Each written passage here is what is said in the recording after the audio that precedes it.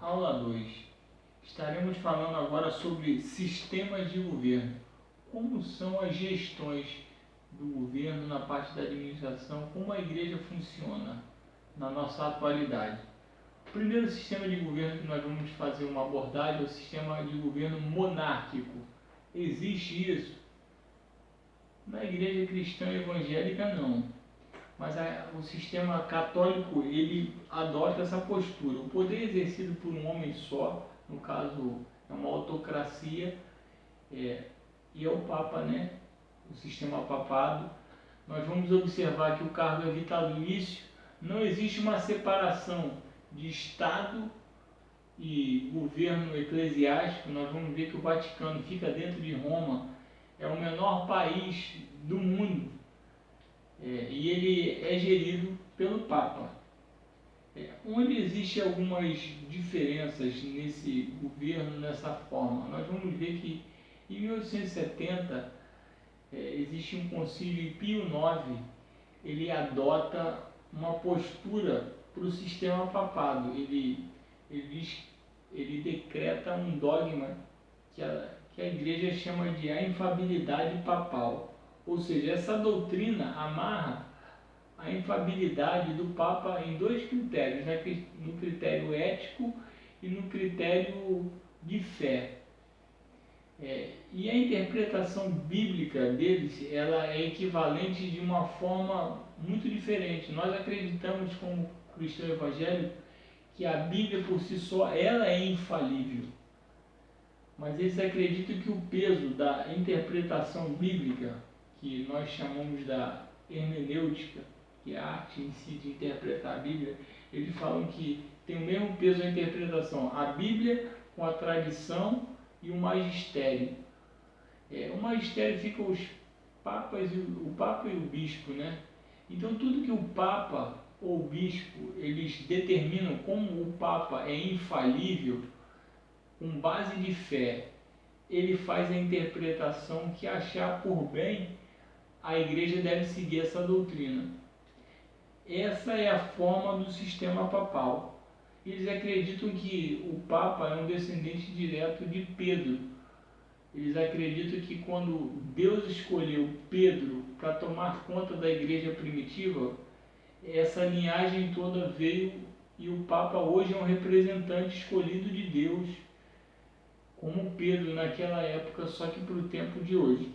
Esse é o sistema monárquico. Qual é o outro sistema? Segundo sistema, nós vamos falar sobre o episcopal. Quais são as igrejas que adotam esse sistema? Na atualidade, nós vamos ver que a metodista adota esse sistema, a igreja anglicana adota esse sistema. O bispo e os seus auxiliares são quem geram todos os negócios na igreja. Ele tem uma facilidade. Se nós observarmos, queimou uma lâmpada, a igreja teve um problema, precisa comprar um ar-condicionado, não tem muita burocracia, não tem assembleia, não tem votação. O bispo ele pega o recurso, ele compra, ele paga, ele presta conta entre os seus auxiliares e isso funciona de uma forma rápida, sem muita burocracia. Qual é o ponto negativo? O ponto negativo é que por não ter muita burocracia, se esse homem não tiver o caráter de Cristo, escândalos podem surgir, porque ele pode, como ele tem a facilidade de mexer no recurso, e nós sabemos que escândalos podem acontecer. Terceiro tipo de sistema de governo, nós vamos ver que é o sistema oligárquico, ou o sistema conhecido também como presbiteriano. Qual é a igreja que adota esse sistema? A igreja presbiteriana. Esse tipo de sistema ele funciona da seguinte forma: o pastor ele é responsável única e exclusivamente pela igreja, pela palavra, pela parte doutrinária. Ele não tem acesso à administração, parte de recursos. O presbitério é quem gera todos os negócios. O ponto positivo nisso é que existe uma organização muito grande e o pastor ele não tem aquela incumbência de estar envolvido com recurso e, de certa forma, é mais difícil ele cair num escândalo desse, de desvio. A parte boa é que essas igrejas geralmente elas crescem com uma organização muito grande.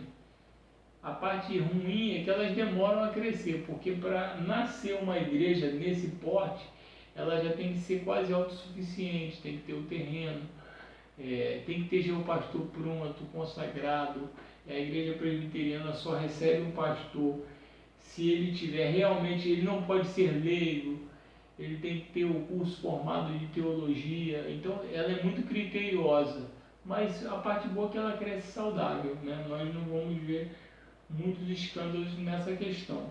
E outras seitas heréticas também utilizam e adotam esse mesmo sistema. Nós vamos ver que o Testemunho de Jeová e a Congregação Cristã do Brasil trabalham também assim. Existe um presbitério e um líder espiritual. O líder espiritual só se preocupa com a parte espiritual. Falamos então, o quarto sistema de governo que nós vamos analisar agora é o congregacional. Esse é o que nós conhecemos. As igrejas batistas independentes utilizam o sistema congregacional, ou seja, é uma forma democrática. O ponto positivo é que existe uma democracia. A autoridade cabe na escolha pelos próprios membros. O pastor ele preside a assembleia, mas a decisão e o voto são dos seus membros. Qual é o ponto negativo nisso? E é algo que nós podemos pensar e devemos refletir muito. Nem sempre o povo sabe escolher. Nós vamos ver isso em Samuel, 1 Samuel capítulo 8. Nós observamos, a partir do versículo 4 até o 22, nós vamos ver que o povo olha para Samuel. Samuel era um juiz, a nação de Israel era governada por um juiz. Vamos voltar um pouquinho no Antigo Testamento e pensar. De Josué até Samuel, assim que vivem vários processos de vários juízes. Os juízes viam como libertadores para um povo que vivia pecando e se arrependia. Quando se arrependia, Deus mandava um libertador. E assim foi. E Samuel foi o último juiz. Samuel era juiz, era um sacerdote e era um profeta. Era alguém com autoridade. E o povo fala: Samuel, você está ficando velho, seus filhos não são como você. Porque existia uma hierarquia, ou seja, o próximo deveriam ser um juiz, provavelmente seriam os filhos de Samuel, mas eles já deixam claro, seus filhos não são como você, não deviam ter o mesmo caráter de Samuel. O povo via, nós queremos um rei como todas as outras nações. E aí nós observamos que o povo faz uma escolha errada. E Deus fala para Samuel no coração: Samuel, eles não rejeitaram vocês, rejeitaram a mim. Eles pediram um rei, dê um rei para ele. E Samuel vai e consagra Saul, e nós sabemos o que acontece com Israel nas mãos de Saul.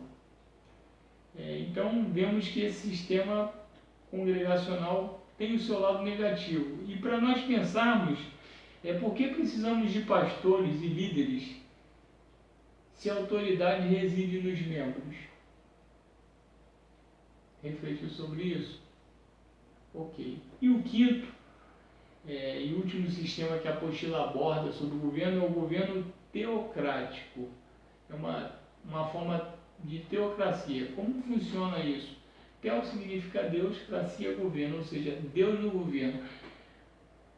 Todas as igrejas evangélicas dizem que, de certa forma, qual o seu sistema de governo? Eles falam que são teocráticos, porque Deus é quem escolhe, Deus é quem capacita. Realmente, se nós olharmos desse prisma, vamos ver que Deus é quem capacita os homens e Deus é quem consagra. Só que o sistema de teocracia, ele é um pouco distinto do que nós conhecemos. No governo teocrático, o governo está praticamente, quem preside está na classe sacerdotal. Não tem muita escolha. Nós vamos ver isso, como nós abordamos um pouco antes, os juízes, os profetas, os reis, os apóstolos, não eram nunca por vontade e decisão de homens ou assembleias. Eles eram chamados, eles eram comissionados por Deus, exclusivamente por Deus. Deus é quem escolhia eles, de uma forma muito direta. Hoje, na atualidade, chega a ser um choque. Se você fizer qualquer pesquisa de governos teocráticos, Nós vamos ver países do tipo Afeganistão, Paquistão, Arábia Saudita, são todos estados islâmicos, são considerados governos teocráticos. Mas vamos para o exemplo original. O que a Bíblia fala de um governo teocrático? Vamos abrir a palavra em Atos capítulo 13, do versículo 1 ao 3. Isso é a teocracia bíblica. O texto fala assim: havia na igreja da Antioquia profetas e mestres, Barnabé, chamado Simeão, chamado Níger, Lúcio de Cirene, Manaém, que tinha sido criado com Herodes, o tetrarca, e Saulo. Enquanto eles estavam adorando o Senhor e jejuando, o Espírito Santo disse: isso é teocracia. Separem-me agora Barnabé e Saulo para a obra a quem eu os tenho chamado. Então, jejuando e orando, e impondo as mãos sobre ele, os despediram. Aqui nós estamos vendo praticamente a primeira viagem missionária do apóstolo Paulo junto com Barnabé. Eles foram chamados, vocacionados pelo Espírito Santo, de uma ordem muito direta, clara e precisa. Isso é teocracia.